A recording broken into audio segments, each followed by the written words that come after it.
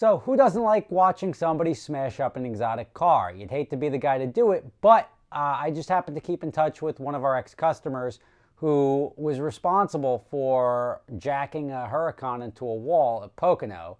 And when I was exchanging holiday pleasantries, he said he had the footage. So here we go.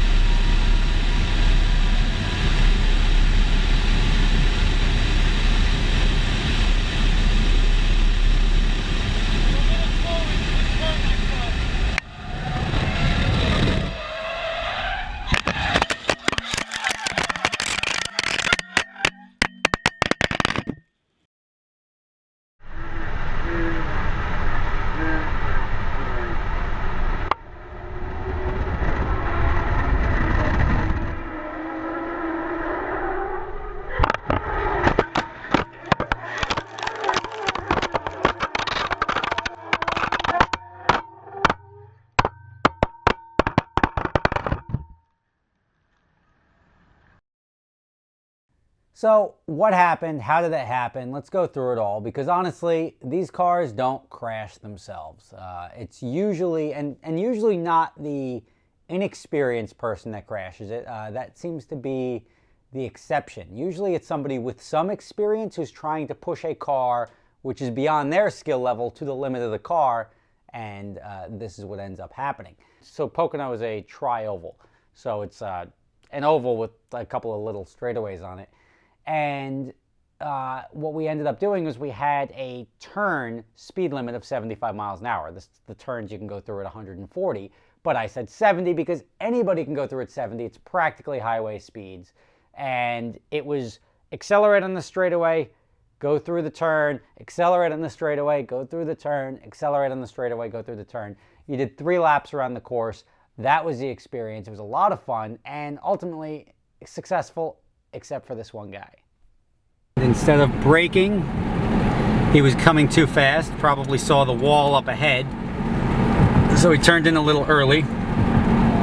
Lost it all the way back there in turn 1, right on the turn in, and just went sailing around all the way into that wall, probably 150 plus, and that car's totaled. Turned in a little early here because he was way too fast. And you can see, caught a wheel on the flat right there. Spun out, hit the wall, looped around, hit the wall. And now we clean it up.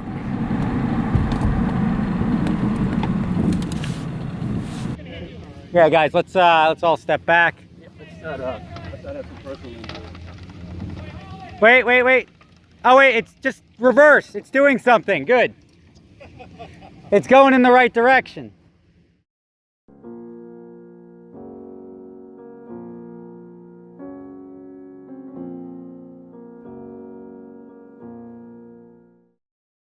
Now, what you see here, if you look at the speedometer, he ends up hitting 183 miles an hour before, because all he's doing is fixated on getting the most speed out of the car as possible. This instructor should have shut him down a long time ago. Now, when you have a banked oval, the track, the banking at the bottom, you have the banking, which is a slope, and it comes to a flat part on the bottom. You never want to be in a position where you cross over that if you're not at a slow speed.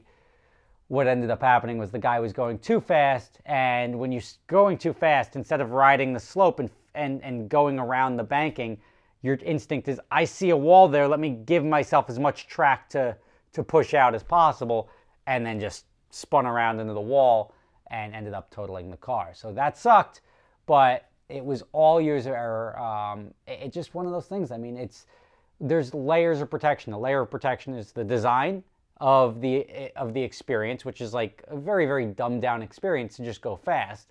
Then it's got the instructor is a second layer, and then the customer is supposed to be the third layer. When 2 of the 3 of those fail, or even 1 of the 3 of those fail, you look at a potential accident like this. which ultimately totaled the car. I think the car was at the time like a let's just say $225,000 car. It was totaled out and sold for $150,000, which was actually because this is when the Huracans were new. It was sold for $150,000, which really wasn't that bad. But it was a lot of damage all around. The airbags, the side curtain airbags blew.